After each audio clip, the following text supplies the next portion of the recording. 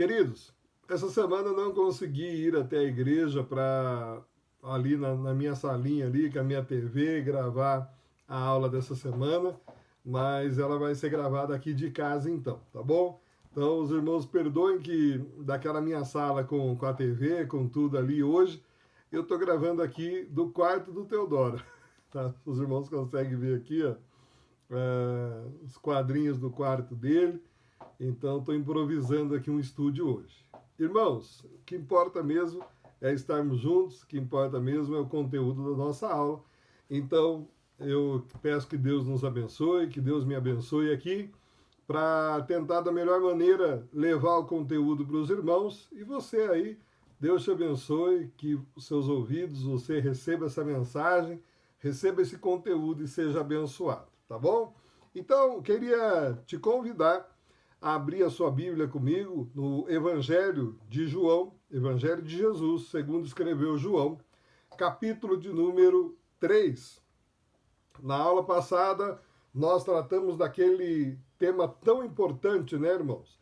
Que João, capítulo 3, dos versos 1 até o verso 21. Esses 21 versículos que envolvem algum dos versículos mais conhecidos da Bíblia e, honestamente, um dos versículos mais centrais da Bíblia, que é João 3,16. O começo do texto de uma riqueza muito grande e um tema muito importante para a doutrina cristã, protestante, reformada, que é a doutrina da regeneração. Então, o diálogo de Jesus com Nicodemos, onde ali ele fala, necessário vos é nascer de novo. E ali aquela dificuldade de Nicodemos em entender o conceito que Jesus estava lhe passando, de entender a mensagem de Jesus a respeito da necessidade do homem, então, nascer da água e do Espírito. Então, aquele diálogo é o diálogo que nos traz a doutrina da regeneração, do fazer de novo. A doutrina que Paulo utiliza para dizer aos Coríntios, no capítulo 5, no versículo 17, que aquele que agora está em Cristo, ele é nova criatura. As coisas velhas já se passaram e eis que tudo se fez novo. Porque nasceu de novo. Nasceu da água, nasceu do Espírito. Nasceu e tornou-se assim, então, para Deus, uma nova criatura.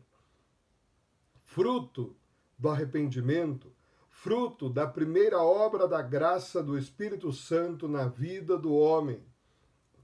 Ao mesmo tempo, obras subsequentes da justificação, da regeneração e da adoção. A adoção, outra doutrina que nós já conversamos da ocasião em que passamos pelo capítulo 1, versículo 12, onde, vou voltar aqui, 2 páginas da minha Bíblia, 3 páginas da minha Bíblia, para dizer, mas a todos quanto o receberam, deu-lhes o poder de serem feitos filhos de Deus, aos que creem no seu nome. Essa é a riqueza do Evangelho segundo João.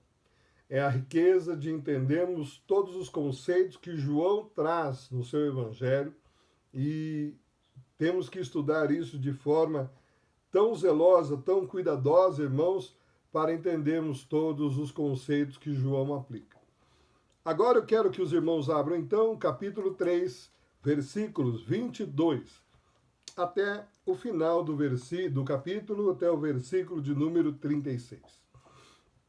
Vindo da narrativa desse texto tão importante que nós passamos, então, na aula passada, João agora vai trazer um novo testemunho. E desse testemunho temos outras grandes verdades, riquezas bíblicas que precisamos entender a respeito da relação de Jesus com João e da posição que João assume na sua vida, no seu ministério, diante de Jesus. Irmãos, o homem sempre continua sendo homem. O homem, com a sua necessidade de assumir posições e lugares, ele sempre foi assim em qualquer das épocas. Nós vamos ver aqui menção, por exemplo, dos discípulos de João, cobrando João a respeito da sua posição diante de Jesus. E nós vamos ver a beleza da resposta de João, do posicionamento perante João. Eu diria que o tema, a chave dessa passagem bíblica, entre os versículos 22 e o versículo 36 do capítulo 3 de João, está, irmãos, no versículo 30. Se você levar os seus olhos aí ao versículo 30, onde João diz: é necessário que ele cresça e eu diminua. Irmão, irmã, é necessário que o Senhor cresça e nós diminuamos na nossa vida, na nossa caminhada. No meu ministério pastoral, é necessário que o Senhor cresça e eu, Fernando, diminua. Na igreja do Nazareno Flamboyant, é necessário que o Senhor cresça e nós diminuamos.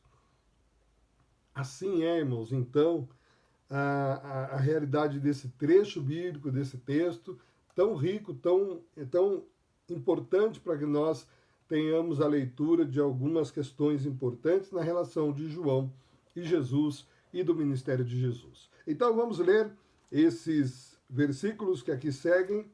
Depois disso, foi Jesus com os seus discípulos para a terra da Judéia.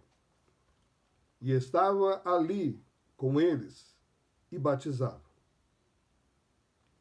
Ora, João batizava também em Enom, junto a Salim, porque havia ali muitas águas, e vinham ali e eram batizados.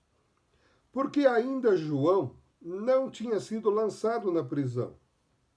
Houve, então, uma questão entre os discípulos de João e os judeus acerca da purificação. E foram ter com João e disseram-lhe: Rabi, aquele que estava contigo além do Jordão, do qual tu deste testemunho, ei-lo ali batizando, e todos vão ter com ele. João respondeu e disse: o homem não pode receber coisa alguma se não for dado do céu. Vós mesmos me sois testemunhas do que disse. Eu não sou o Cristo, mas sou enviado adiante dele. Aquele que tem a esposa é o esposo. Mas o amigo do esposo, que lhe assiste e o ouve, alegra-se muito com a voz do esposo. Assim, pois, já este meu gozo está cumprido. É necessário que ele cresça e que eu diminua. Aquele que vem de cima é sobre todos. Aquele que vem da terra é da terra e fala da terra. Aquele que vem do céu é sobre todos. E aquilo que ele viu e ouviu, isso testifica. E ninguém aceita do seu testemunho. Aquele que aceitou do seu testemunho, esse confirmou que Deus é verdadeiro. Porque aquele que Deus enviou fala as palavras de Deus, pois não lhe dá Deus o Espírito por medida. O Pai ama o Filho e todas as coisas entregou nas tuas mãos. Aquele que crê no Filho tem a vida eterna, mas aquele que não crê no Filho não verá a vida, mas a ira de Deus sobre ele permanece. Amém? Então, fizemos aqui a leitura dos versículos 22 ao versículo 36 do terceiro capítulo do Evangelho de Jesus, segundo escreveu João. Queridos irmãos, então agora eu quero trabalhar com você a ideia desses versículos, os pontos centrais desses versículos, para tirarmos de fato qual era a ideia de João ao relatar esse testemunho de João Batista. Tá? Versículo 22 já pode causar uma pequena confusãozinha, porque veja bem, diz aqui: depois disso foi Jesus com os seus discípulos para a terra da Judéia, e estava ali com eles e batizava. E aí você pode perguntar: pastor, nunca soube que Jesus batizava com água. Não. João logo depois vai consertar essa fala aqui que para nós parece um pouco contraditória. Capítulo 4, versículo 2, ok? Talvez na sua Bíblia esteja na mesma página de todo o conteúdo que você leu agora comigo. Na minha Bíblia está. Capítulo 4, versículo 2. Vamos ler capítulo 4, versículos 1 e 2. E quando o Senhor entendeu que os fariseus tinham ouvido que Jesus fazia e batizava mais discípulos do que João, entre parênteses, na minha Bíblia está, ainda que Jesus mesmo não batizava, mas os seus discípulos. Ok? Então, na caminhada de Jesus, os seus discípulos batizavam, mas Jesus não. Então, ainda que ele não batizasse. Então, vamos retomar ao versículo 22 do capítulo 3, onde ele diz: Depois disso, foi Jesus com os seus discípulos para a terra da Judéia, e estava ali com eles e batizavam. Então, eu vou colocar esse Mzinho aqui, esse batizavam, porque os seus discípulos batizavam. Ora, João Batista, versículo 23, João batizava também em Enom, junto a Salim, porque ali havia muitas águas, e vinham ali e eram batizados. Ou seja, é um lugar muito próximo. Provavelmente esse lugar ficava a oeste do Rio Jordão, e o trecho diz muitas águas, porque ali haviam muitas fontes no Enom. E havia ali, ou seja, também muitas pessoas daquela região que se achegavam ao ouvir a mensagem e procuravam João para serem batizados. Versículo 24 ele diz: Porque ainda João não tinha sido lançado na prisão. Esse versículo, irmãos, ele é muito interessante, porque quando nós vemos a passagem do batismo de Jesus nos evangelhos sinóticos, ou seja, Mateus, Marcos e Lucas, nós temos a impressão de que logo após o batismo de Jesus, João fora preso. E aqui o escrito de João vem trazer justamente uma ideia de que não, de que houve um tempo, tá? Porque ainda porque ainda João não tinha sido lançado na prisão. Então houve um tempo entre esses acontecimentos. Essas questões cronológicas da Bíblia, né, elas sempre nos causam uma certa confusão. Os irmãos vão se lembrar, muitos dos irmãos que me acompanham hoje aqui, que estão nos acompanhando aqui na classe dos evangelhos, né, acompanhou comigo quando nós trabalhamos ainda presencialmente na igreja, né, o livro de Atos. E vocês vão se lembrar muito bem que em Atos dos Apóstolos, às vezes um capítulo todo narrava o mesmo fato. Toda aquela narrativa daquele capítulo se dava no mesmo momento, era a narrativa perfeita de uma cena, algo que aconteceu em questão de minutos. Mas, ao mesmo tempo, quando nós íamos para outras passagens de Atos, entre um versículo e o outro versículo seguinte, havia um espaço de 2, 3 anos de tempo. E seguia-se, fazia a narrativa em apenas um conjunto pequenino de versículos de um período, e aí novamente passava para um tempo talvez até indeterminado, ou questão de tempos, de anos até, envolvendo uma pequena narrativa. Então, nós sempre temos que tomar um certo cuidado, porque às vezes as pessoas tendem a fazer uma leitura muito direta, e nessas leituras traz o entendimento, às vezes, errado da questão dos períodos, e todo cuidado é pouco ao ler e estudar a Bíblia, porque às vezes algumas coisas erradas nascem dessas pequenas entrelinhas aí, tá ok?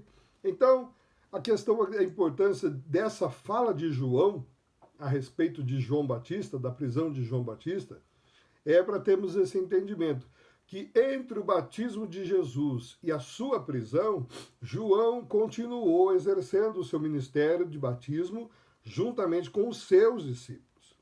Irmãos, Esse é um outro ponto interessante para nós destacarmos. Com licença, vou tomar uma aguinha aqui. Hoje eu estou aqui em casa, estou usando um copinho do Teodoro aqui. Ó. Esse é um ponto importante, irmãos. Que, às vezes, na leitura da igreja, no conteúdo, algumas coisas passam pela nossa leitura e a gente não presta atenção. João Batista tinha discípulos, pastor? Sim. Veja só.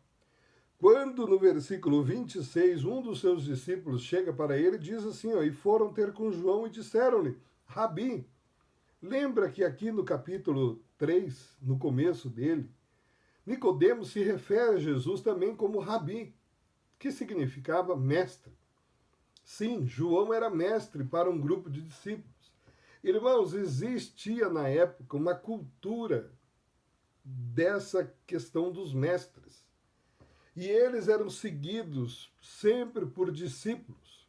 Esses discípulos, às vezes ainda meninos, muito jovens, eles eram chamados por um nome chamado talmindes ou talmindins.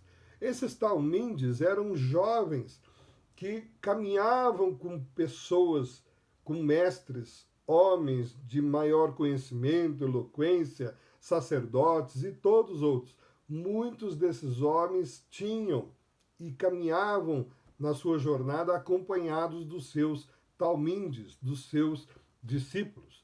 O pastor Ed René Kivitz, nos seus bons tempos, nos seus tempos áureos, porque infelizmente, recentemente, tem causado e feito alguns desfavores para a teologia cristã, pastor Ed René tem um livro chamado Talmindes, que é um livro de pensamentos, é um livro muito bom, eu tenho esse livro, mas justamente fazendo menção a esses discípulos da época de Jesus. Então, João tinha, assim, os seus discípulos, e eles também o auxiliavam nos seus batismos, como os discípulos de Jesus aqui auxiliavam Jesus nos seus batismos, tá? Isso, então, é muito frequente. Algumas pessoas até dizem, por exemplo, da relação de Paulo com Gamaliel, que Paulo era um talminde de Gamaliel, era um dos discípulos, fora criado aos pés de Gamaliel nesse sentido. Cresceu na questão dos mesmos pensamentos, da doutrina, da teologia, do raciocínio que Gamaliel desenvolvia a respeito da lei e da palavra de Deus. Tá ok? Então, esse versículo 24 nos explica essa questão desse tempo que há entre o batismo de Jesus e a prisão e a continuação do exercício do ministério de João Batista. Versículo 25, então, ele diz assim, houve, então, uma questão entre os discípulos de João e os judeus acerca da purificação. Tanto os discípulos de Jesus como os de João Batista estavam batizando, irmãos. E aqui, como resultado, surgiu uma questão levantada pelos discípulos de João e os judeus que estavam ali, e entraram na discussão a respeito da palavra purificação. Por quê, irmãos? Para o conceito judaico, puramente, meramente judaico, você tinha algumas questões a respeito da purificação, que levavam à purificação.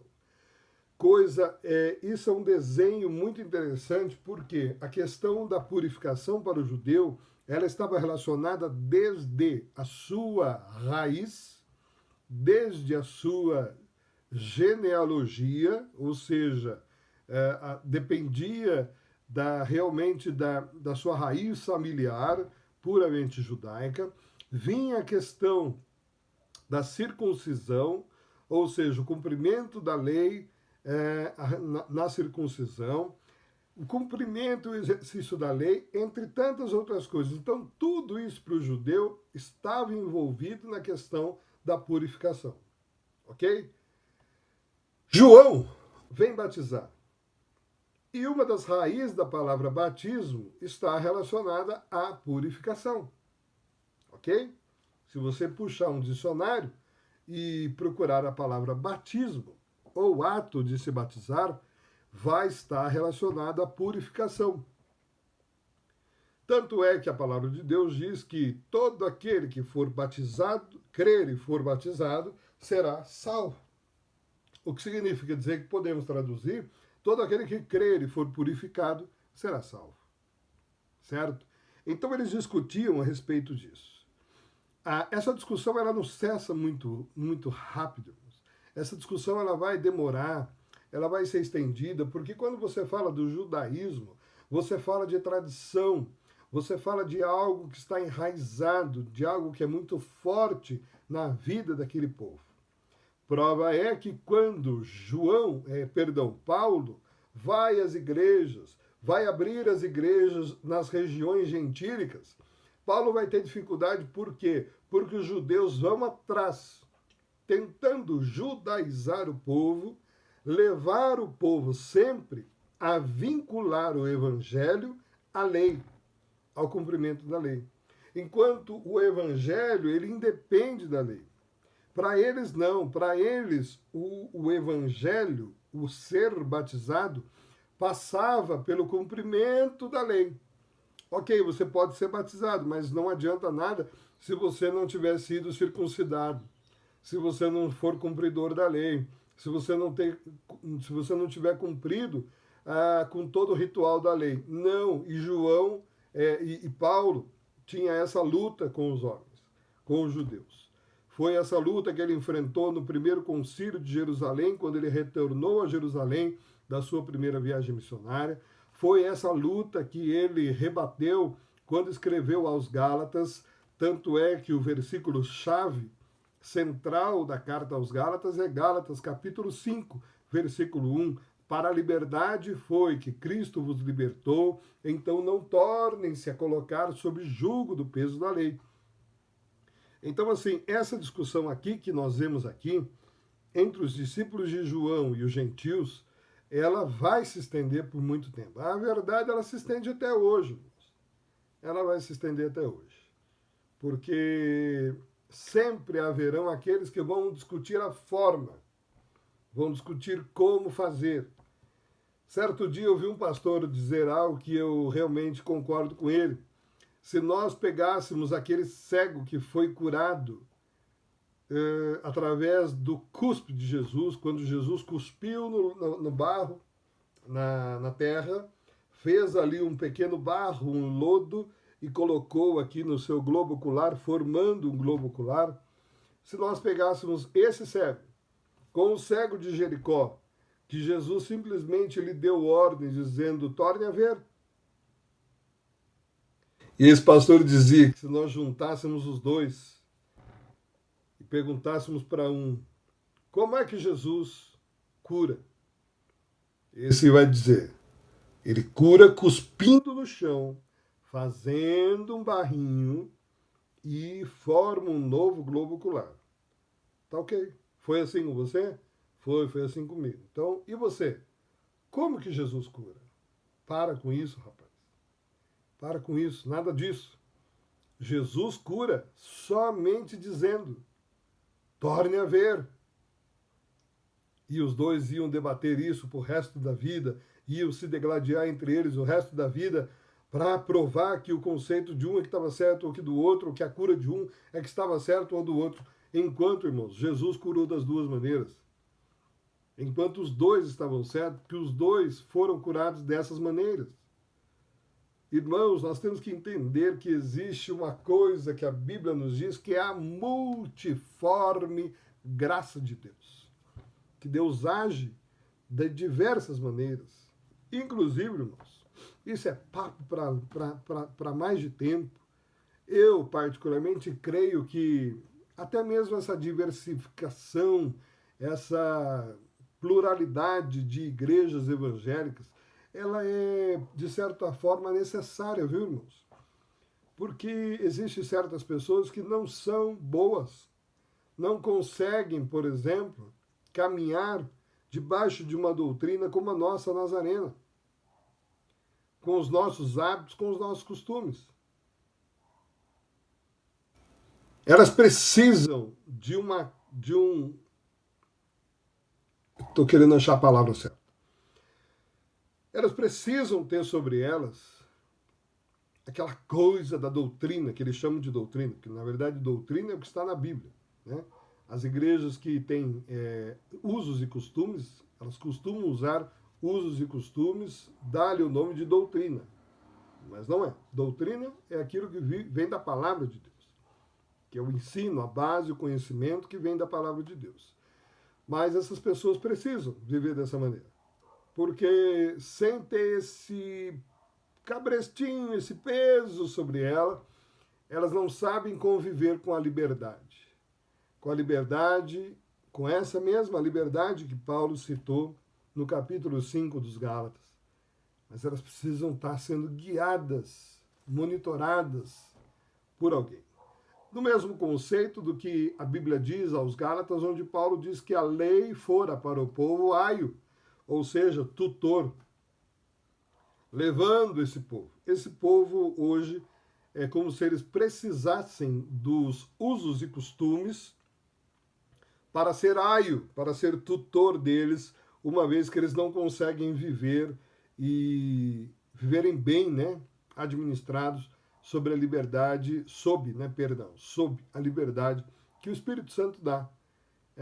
E caminharem sob essa liberdade, caminharem livremente, sem o peso, mas na liberdade do Espírito, que o Espírito Santo nos dá. Bom, mas eu abri um parênteses diante de tanta coisa que a gente pode discutir, porque, de fato, esses assuntos a respeito do versículo 25, né, a respeito das questões entre o que os judeus aplicavam e o que agora já se inicia um novo tempo a partir de João, que João, nós vamos ver aqui nos versículos seguintes, como aquele que veio para preparar o caminho do Senhor. Então é muito importante isso.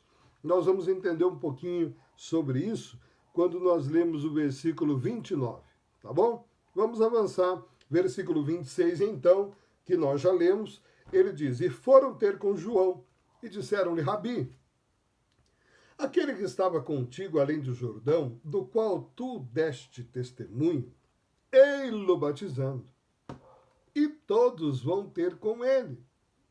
Irmãos, há uma clara percepção de que os discípulos de João estão se queixando de Jesus, como se as suas demandas estivessem diminuindo, como se houvesse uma concorrência. Ô João, até aquele lá que foi ter com você no Jordão aparecer, todo mundo queria ser batizado por nós, por você. Mas e agora? Olha lá, aquele que esteve com você no Jordão, ele está batizando com os seus, mas todo mundo quer batizar com ele. Ainda mais que João batiza ele, o Senhor Jesus. E o que João diz? Eis o Cordeiro de Deus que tira o pecado do mundo. Aí a pomba ainda vai enviada pelo Espírito Santo e pousa sobre o homem. Aí todo mundo, irmão, se eu tivesse lá, eu também queria ser batizado por Jesus. Não. Mas veja bem, o versículo 27, João responde a eles dizendo: o homem não pode receber coisa alguma, se não lhe for dada do céu. O versículo 28, ele diz: vós mesmos me sois testemunhas de que disse: eu não sou o Cristo, mas sou enviado adiante dele.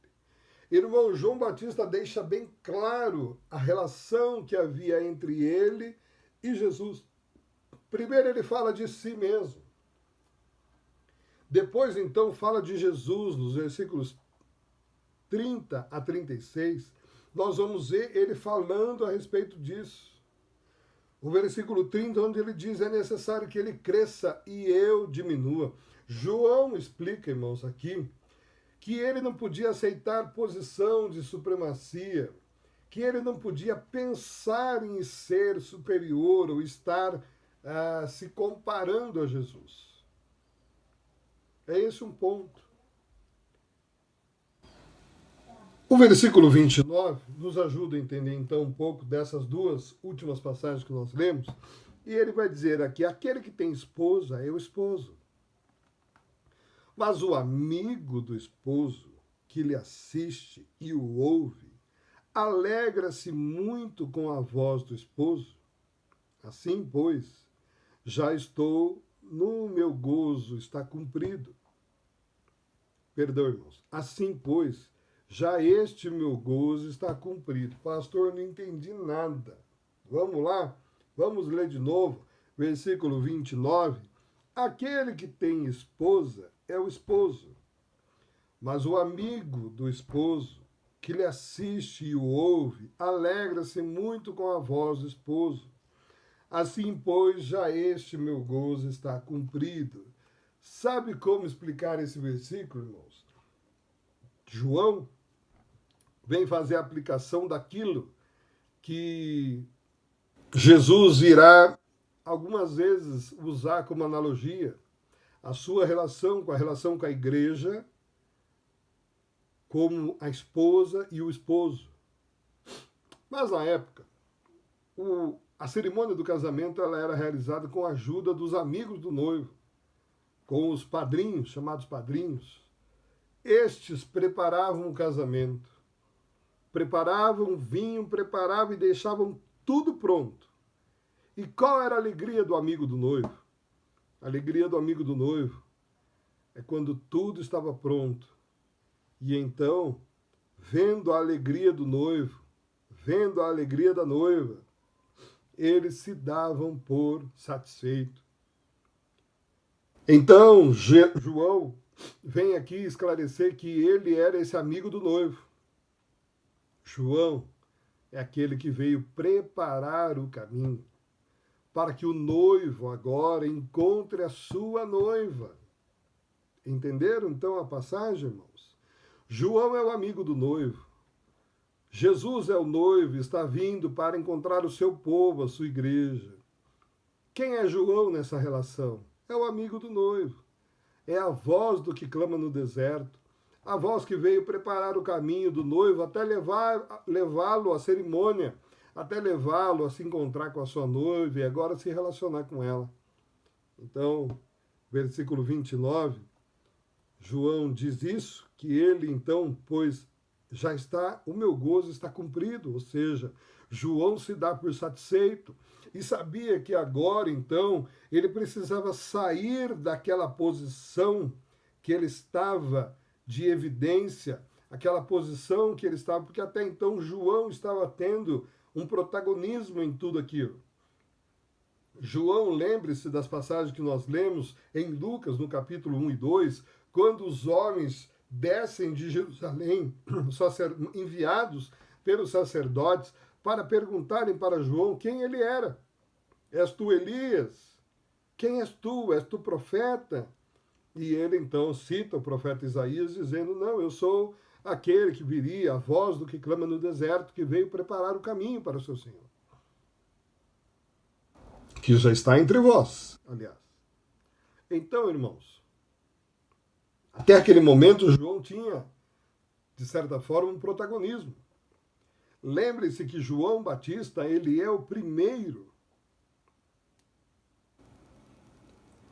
Depois de um silêncio de aproximadamente 400 anos, que não se viam profetas, que não se viam manifestações de Deus no meio do povo, João veio e quebra esse silêncio, quebra esse tempo.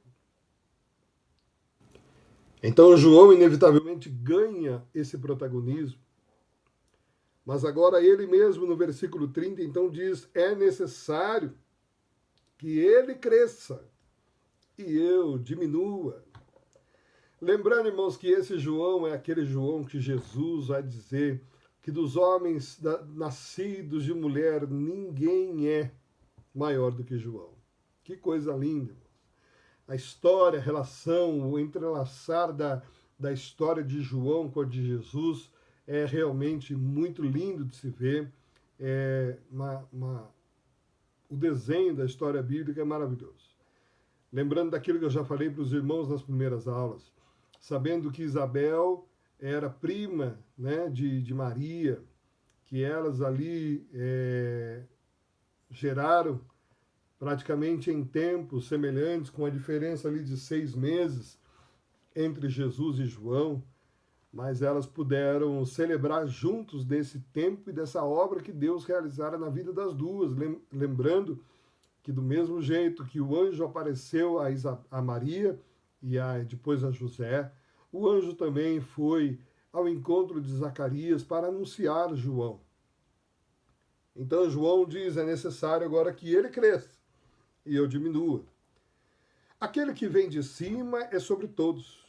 Versículo 31, eu quero que você acompanhe comigo. Aquele que vem de cima diz respeito a Jesus Cristo. Aquele que vem da terra diz respeito a João Batista. João deixa bem claro suas limitações de origem terrena, irmãos. Aquele que vem da terra é da terra e fala da terra. Resumindo, olha, gente, eu não consigo fazer nada além daquilo que já fora feito por mim. Aquele que vem do céu é sobre todos. João, de modo tão simples, vem trazer aos homens que o ouvem a noção da dimensão do poder de Jesus Cristo. Aquele que vem do céu é sobre todos. E aquilo que viu e ouviu isso testifica. Versículo 32, ele vai dizer isso, e ninguém aceita o seu testemunho. Ninguém pode aceitar Jesus Cristo se a obra de Deus não foi feita dentro da pessoa, irmãos. Essa é a doutrina da graça preveniente, a graça que vem ao coração do homem, se apresenta ao homem. Por isso a obra é de Deus, irmãos. A obra é de Deus. Nós, de nós mesmos, nada podemos fazer. Lembrando aquilo que está citado pelo salmista e fora repetido por Paulo em Romanos, no capítulo 3, dos versos 9 ao 18, onde ele vai falar, não há quem faça o bem, não há. São versículos que dão base para a doutrina reformada a respeito da depravação total. Então aqui ele diz,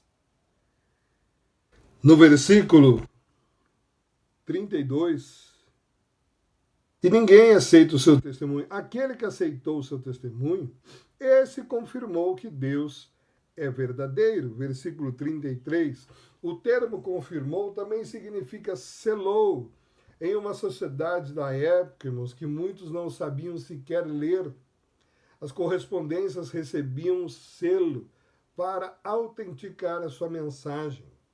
O selo era uma marca de propriedade e ela representava alguma coisa ou a pessoa de alguém. Isso se estendeu há muitos anos. Quando nós assistimos, por exemplo, aqueles filmes sobre Ricardo Coração de Leão, aqueles filmes tipo Robin Hood, né, o Coração Valente, aquelas histórias ali do período medieval, e nós víamos que tudo era marcado com um selo, e o selo ele era uma assinatura praticamente daquele rei, daquele império que levava a sua marca, né? Eles jogavam lá uma cera, aquela cera quente ainda derretida, batiam com a sua marca, com a sua logomarca, e aí quando secava, se mantinha ali. Então era isso, irmãos, o selo era uma marca de propriedade, representava algo, pessoa de alguém. Então quem aceita o testemunho de Jesus, irmãos, confirma que Deus é verdadeiro porque ele nos cela com o seu Espírito, nos marca e coloca em nós agora uma marca da sua propriedade. Isso é muito interessante, porque o versículo 34 diz assim, porque aquele que Deus enviou fala as palavras de Deus. Pois não, olha o versículo 34. Versículo 34. Vamos ler com calma aí. Porque aquele que Deus enviou, Jesus, fala as palavras de Deus. Jesus diz que ele veio fazer tudo quanto o Pai lhe ordenara. Ok? Então ele diz aqui, pois não lhe dá Deus o Espírito em maiúsculo, por medida. O que significa que João estava dizendo que todas as suas ações no Espírito Santo de Deus foram limitadas. Mas agora a Jesus, ele não dá o Espírito por medida, ou seja, o Espírito age livremente por intermédio de Jesus. Por isso que ele diz no versículos anteriores que nós lemos, que, versículo 31, aquele que vem do céu é sobre todos. Ou seja, todo o poder agora está sobre ele. E ele pode todas as coisas. Glória a Deus.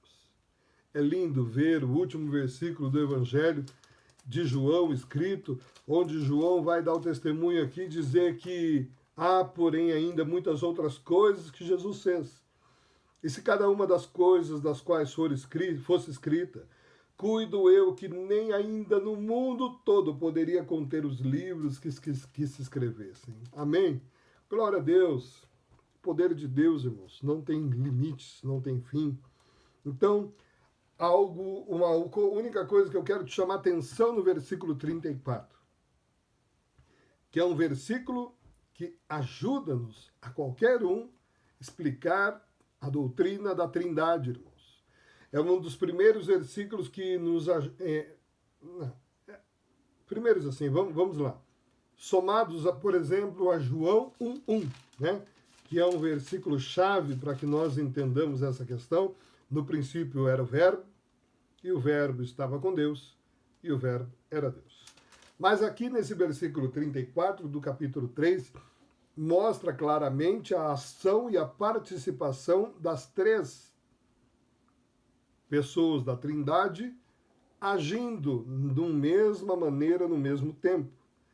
Ou seja, vou repetir para os irmãos, porque é aquele que Deus envia. Ou seja, Deus Pai como agente enviando Deus Filho. Faço assim porque a primeira pessoa da Trindade e a segunda pessoa da Trindade. Então Deus enviou, porque aquele que Deus enviou, ou seja, Jesus, enviou, fala as palavras de Deus, pois não lhe dá o Espírito, ou seja, agora a terceira pessoa da Trindade, por medida. Deus enviando Jesus e enviando o seu Espírito, a terceira pessoa da Trindade, para o auxílio, para suporte, para dar a Jesus todo o poder que ele necessitava na condição humana para agir como Deus. Ok? Consegui ser claro? Se eu não conseguir, depois você escreve aí no WhatsApp e a gente trabalha essa ideia novamente, tá bom? Versículo 5 diz, o Pai ama o Filho e todas as coisas entregou nas suas mãos. Ajuda já a entender um pouco do que eu também já falei aqui. Agora o versículo 36, irmãos, para a gente encerrar, o versículo 36 ele vai confirmar algo que eu disse para os irmãos na aula passada. Agora vamos voltar um pouquinho para o conjunto de versículos após o versículo 16. Mais especificamente, o versículo 17. Porque Deus enviou o seu Filho ao mundo, não para que o condenasse o mundo, mas para que o mundo fosse salvo por ele.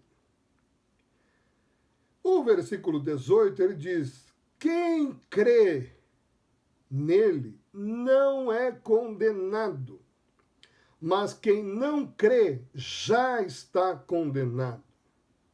Ok? Versículo 18, quem crê não será condenado, mas quem não crê já está condenado. O versículo 36 diz assim, leia comigo, aquele que crê no Filho tem a vida eterna. Vide o 16, porque todo aquele que nele crê não pereça, mas tenha a vida eterna. Mas aquele que crê no Filho de Deus, perdão, mas aquele que não crê no Filho de Deus, não verá a vida. Mas sim, a ira de Deus sobre ele permanece. Ajuda-nos a entender a questão que eu disse para os irmãos na aula anterior. A doutrina calvinista prega sobre a dupla predestinação, que uns foram predestinados incondicionalmente ao céu, por uma graça irresistível, e que outros, consequentemente, se não foram então predestinados ao céu, foram predestinados ao inferno. E alguns há quem usem o versículo 18 para dizer, tá vendo? Alguns já foram selecionados para condenação, porque o texto diz: quem crê nele não é condenado.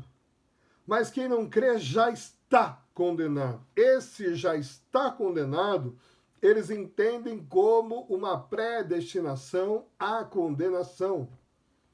Ou seja, que Deus já decretou quem são os réprobos que irão amargar no quinto de los infiernos. Ok?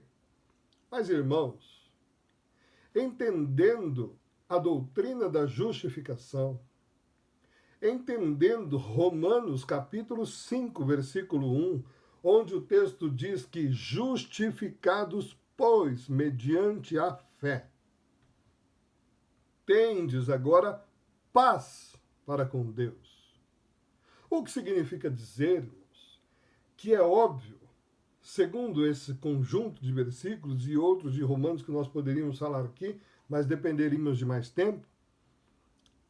Irmãos, todos nós pecamos e destituídos estamos da glória de Deus. Todos, todos, todos, todos.